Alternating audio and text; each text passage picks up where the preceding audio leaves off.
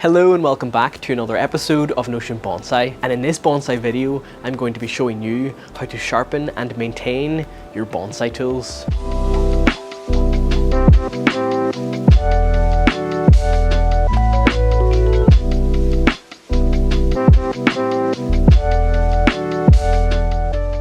Alright, so before we start, I would like to preface this video by saying I'm not an expert tool sharpener. Throughout this video, I'm simply going to be showing the techniques that I apply to sharpening my tools, and just a few things that I have learned over the years of what works and what doesn't work in order to get a really nice edge on your tools. And your first question may be, why is it we need to keep our tools sharp? A sharp bonsai tool will give you a much cleaner cut on a branch or twig, and this means faster healing and also less risk of infection. You see, if you take a pair of scissors and they're blunt and you go and cut a branch, instead of actually cutting through the cells and through the tissue of the branch, the blunt scissors kind of squash it and rip through the cells, and this really opens up the door for a risk of infection to your trees, and they also take a little bit longer to heal over. Of course, there are trees in the wild, animals will come along and eat them and rip them, and it will do this. And if you have a blunt pair of scissors and you cut trees, they can recover from it, no problem. But if you have a sharp pair of scissors, you kind of speed the tree along in its progress. Also, a sharp pair of scissors,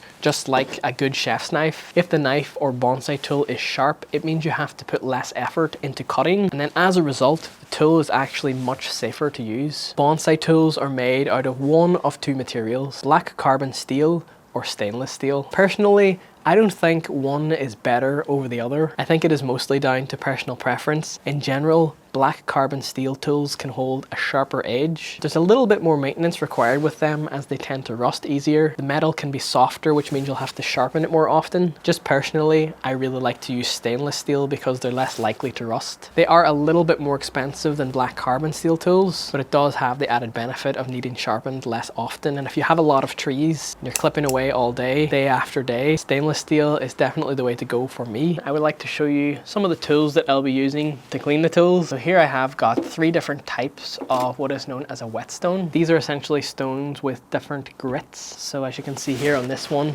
says 400 on the top, and on the bottom it's 1000 grit. This one's kind of a duplication. It's 1000 on this side and 6000 on that side, 3000 and 8000 grit. These ones are more for polishing rather than shaping an edge. So the lower the grit, the more material it takes off at once, and the higher the grit, the less it takes off. Depending on the stones or sharpening medium that you have will require different things to work. These are whetstones, so they need water, but you have other ones like oil stones, they need oil, and then you have ones that are diamond stones which don't need anything. I also have this is just a little handheld diamond sharpener. It opens like a butterfly knife. It's got a coarse grit on this side, and then when I flip it over, it's got a finer grit for just refining the edge. And then for cleaning the tools first, I've got this little cremate. This is just a bonsai tool cleaning block. It's like an abrasive. I'm going to be keeping a cloth on hand, and then at the end to oil the tools, I've got this.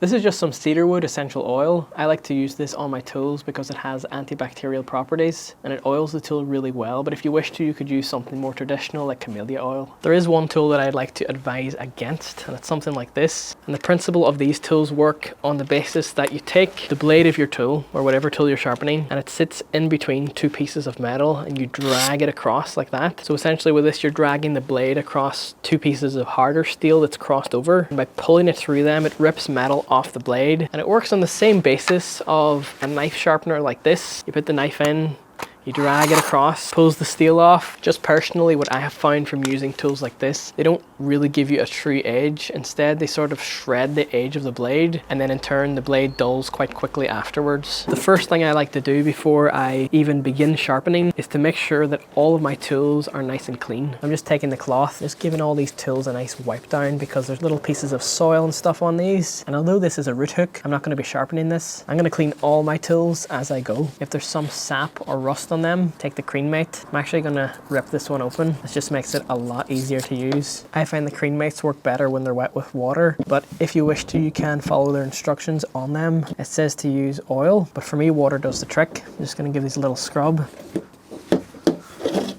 And the the other side. And now is a good time to inspect the blades of your tools, because this will determine what type of grit that you start with. This one, I can see there's a big chip out of the blade. With these scissors, I want to take off more material to try and fix this edge better. So I'll probably start with these ones on a 400 grit stone. You can see here in these trunk splitters, they don't really look that bad on the surface, but right down here, there's just the tiniest little bit of rust. So I'd like to deal with that as I see it. That way it doesn't spread and get worse.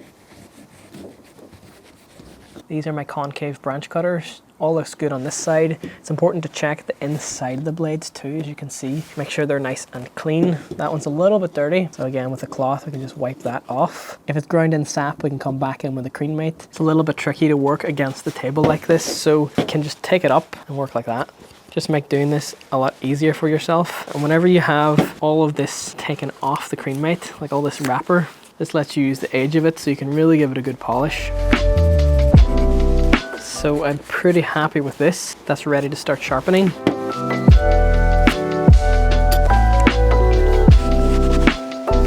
Alright, so now that all of these tools are nice and clean, let's begin sharpening. So the first pair I'd like to sharpen are these root pruning shears. I can see here there's some little dings along here. Flipping it over right there on the edge of this one, you can see there's quite a big chunk taken out from use. And what I'm doing here is just analyzing to try and determine what whetstone that I begin with. I think with this one, because I want to take off quite a lot of material at once, I'm going to start with the 400 grit. But if there hadn't been as much damage to this blade, I could have even started with the 1000 grit just to do some refinement. But because this one has a little chunk out here, I want to really bring this back a good bit to get a nice fresh edge on that again. So whenever you soak a whetstone, depending on the grit of whetstone that you're using, depends really on the time it takes to soak it. With the lower grits, they need to be soaked a little bit longer. So with a 400 grit, I would soak this for about 15 to 20 minutes. But with more higher grit ones like this, I would soak this one for maybe 5 minutes.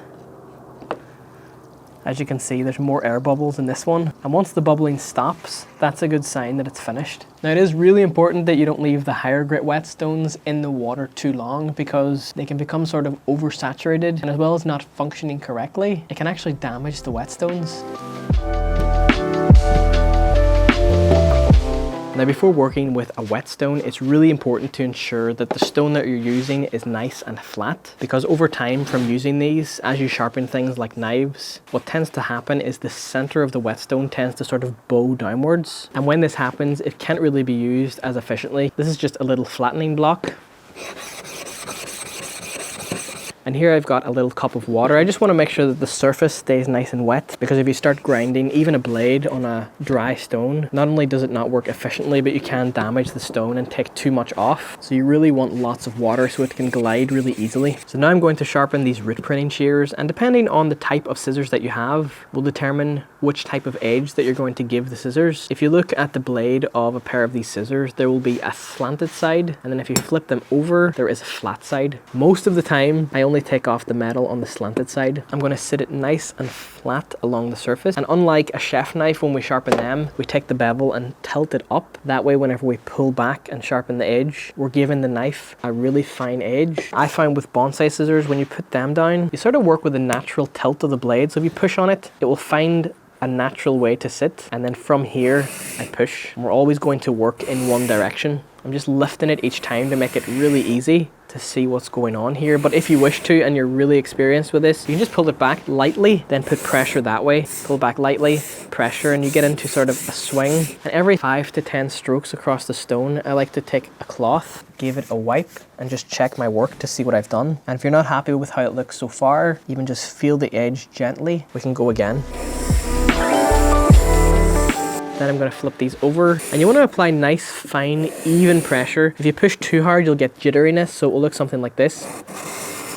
That's too hard and you're taking off too much of the stone. Just nice, even pressure. Now, whenever you sharpen a blade and you're constantly putting pressure in the same direction over the slanted side of the blade, this creates something which is known as a burr. And this is essentially where, as you're shaving off one side constantly over and over on the blade, the tip of the blade just bends over just a little bit like that. And this little curve of metal, which is very thin, is the burr. And you may feel it and think, oh, that's pretty sharp. But unfortunately, if you were to go and cut with a pair of scissors that already has a burr on it, you'll notice they'll dull pretty quickly, because what tends to happen is because this burr is so thin and you go and cut, it just snaps off, and that leaves you with sort of a rectangular, flat, very chunky edge on the top of the blade, and it will then appear dull, and you'll go and do it again, and you'll get another burr, and you'll be cutting with burrs. So what we do when sharpening a blade is remove the burr. We flip the blade over to the flat side. We want to keep it nice and flat, and whenever we sharpen, we straighten it up like that. We just keep doing this, and what tends to happen then is whenever we keep doing this and trying to keep it nice and flat, we come back over and we flip the burr that way again. And by doing this back and forward, it's almost like bending a paper clip, back and forward, back and forward. If you ever do it with a paper clip, you'll notice after a while it just snaps. We're gonna take the burr off in that way. And how we do it, so just as a demonstration to take the burr off, I'm gonna flip this over to the 1000 grit side. So this will take off less material at once. If you also take the scissors and chop them closed, that can slice off the burr, but it doesn't in a really nasty way I don't like. So this is the way I like to do it. I take the blade, sit it on top of the stone. This is on the flat side. I'm going to pull this flat. Again, I'm doing it here at the edge so I can get the whole length of the blade.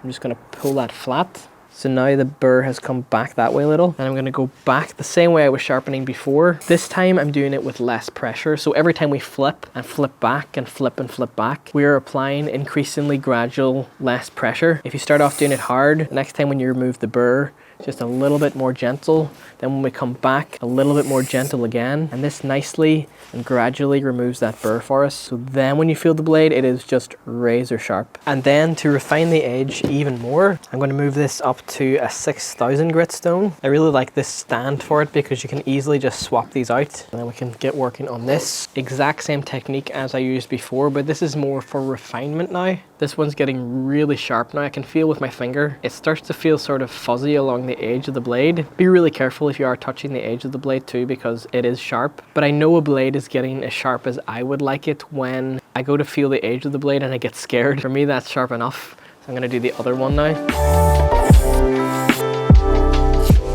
Okay, that's really sharp. And then if you wanted to from here, this step is almost unnecessary. Unless you really want a nice polished edge on your scissors, you don't really need to do this. But I've gone up to 8000 grit. Just for demonstrative purposes, I'm gonna do this. But off camera, if I was doing this, I honestly wouldn't take it to this high grit. For me, 6000 is way more than enough. This doesn't really feel like it's doing much. It's more or less just polishing the edge. I don't even feel a burr being created. I'm sure on some minute scale there is a burr there. So again, I'm just gonna do this. Doesn't really feel like it made a difference. I think with a 6000 grit, that's as high as you need to go. And then to really test your work to see how sharp it is, I like to do the paper test. You can just take a piece of paper, cut it, see how it cuts. If there's any tearing of the paper going on, you know you have to go back, give it a few more sharpens. But if it cuts like this, you know it's really sharp. And although these are root pruning shears, I also like to just take a twig off one of my trees, give that a test just to see, because after multiple cuts, if there's a burr still on the scissors, you can get that dulling effect that I talked about before. So just take a little twig, cut it over and over at all parts of the blade, and then go back to the paper and see if it's still sharp. And if it is, and it still cuts well, just like this, you know you've done it right. You can even feel it again. Yep, that is just razor sharp. Now I'm going to move on from these root pruning shears and do the same thing that I did with these to these twig cutters.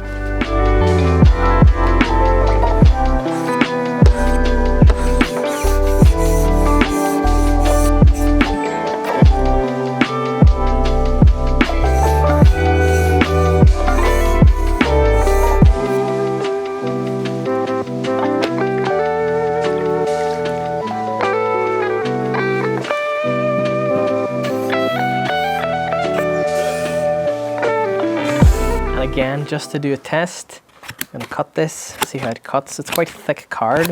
And this is cutting it no problem. It is razor sharp. I'm going to put this aside. I'm going to test it on some twigs because these are twig cutters. So they really need to be able to cut consistently through even big twigs like that. And be sure to also somewhat stress out the very, very tip of the blade. So now whenever we just dry this off and go back to the card, it should still cut this pretty cleanly. which it does. You may have a space between the blades now. Whenever the scissors close over, you look at them this way, they may not fully touch, and this can be a problem when it comes to cutting branches. These ones are completely fine. I didn't really remove that much material from them. I was able to get the notch out pretty easily, but if your scissors are loose for whatever reason, you can fix these up. You want to do this on a piece of wood or a surface you don't mind if it gets damaged. If you have something like an anvil or a vise, this would work even better, but I don't have any of them things, so I'm using this piece of wood. All I'm going to do is just sit the scissors down on it, give it just one tap on the middle, see how they are, and all we're doing is hitting the pivot in the center to tighten the blades together. So they feel a lot more stiff now. These ones are really loose. So these are feeling a lot better in the hand now, and I'm pretty happy with that. I have seen some people online actually lift the whetstone like this and take it and rub it against the blade. Yes, this can sharpen your tools pretty efficiently if you get it right, because every single time that you do this with the whetstone, it has to be at the right angle every single time. If, for example, you tilt it just a little bit too much this way and you do that, you could blunt the blade pretty quickly. So if you are a beginner to this and you're just learning like me, keep the whetstone nice and flat. And that is the same for something like this hand diamond sharpener. I find it's a little bit tricky to keep the angle. These are the concave branch cutters. And at first these may seem pretty tricky to sharpen because they are a curved blade, but once you know how, it's pretty easy. I've done this I think maybe 2 or 3 times since I've had these. Now because these blades sit in the way that they do, where one is over the top of the other, when sharpening these, I like to do an even number of strokes on each side. So for example, if I do 5 on this blade, I want to do 5 on this blade, because if they're sitting like this, and for example, this one on top, if you were to sharpen this one more than the one underneath, what will happen is this will wear away, it will wear away, and then eventually you'll get a pair of cutters where the 2 blades actually hit off of each other, and this will just constantly create damage to the blade. You probably won't cut right. You just want to make sure that whatever close that your cutters came with, you want to try and maintain this as much as possible. Whenever I sharpen these, what I'm going to do is go from the bottom corner of the blade to the top of the blade. When I sit this down on the whetstone, I'm starting at the bottom corner. Then when I sharpen, by the time I get to the other side of the whetstone, I've finished on the top part of the blade. So I do this 1, 2, 3, 4, 5 times. Gonna flip the blade over. The same idea, starting at the bottom of the blade and working my way to the end. 1, 2, 3, 4, 5. And now, just like the scissors, what this will do is create a burr on the inside, and it can be pretty tricky to get at the inside with the whetstone. So what I like to do here is take the hand diamond sharpener, go to the very finest side, and just push that burr off. If you've got a rounded diamond sharpener, this can make this job a little bit easier also. Oh, that's so sharp.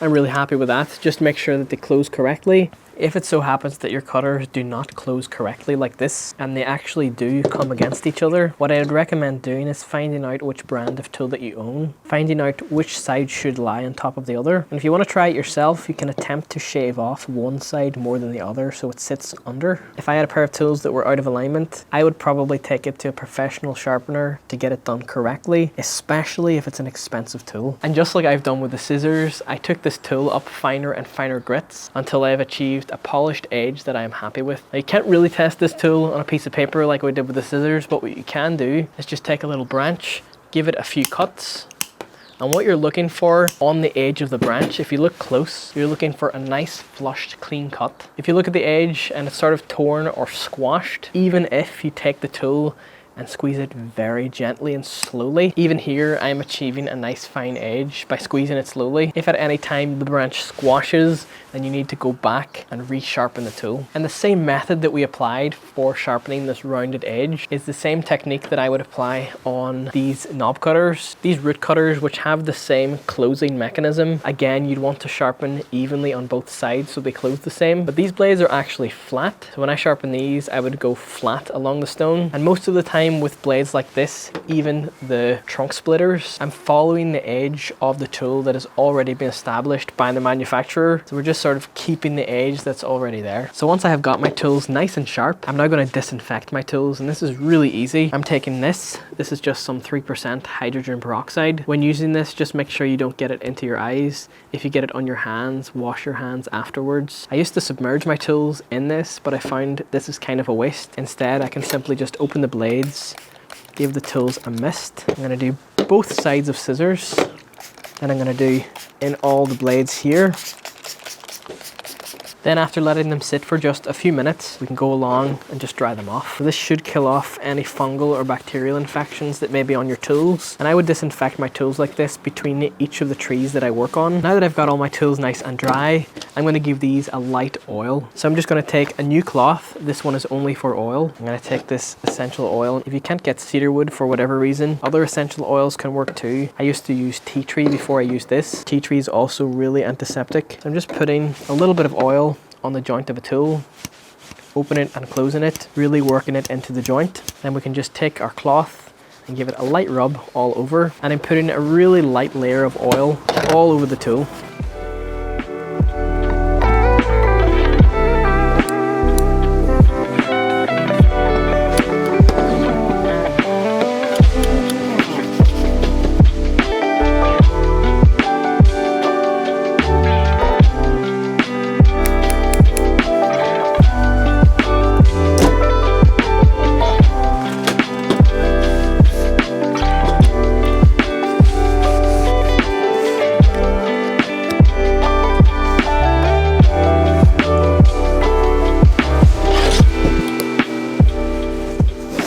And on that, I'm going to end off this video right here. If you enjoyed, please be sure to leave a like on this video. It really helps out the channel a lot with the YouTube algorithm. And please let me know what you thought of this video down in the comments below. If you have any tips for me or better ways of sharpening your bonsai tools, I'd really love to hear them, and that way we can all learn from each other. But on that, thank you so very much for watching.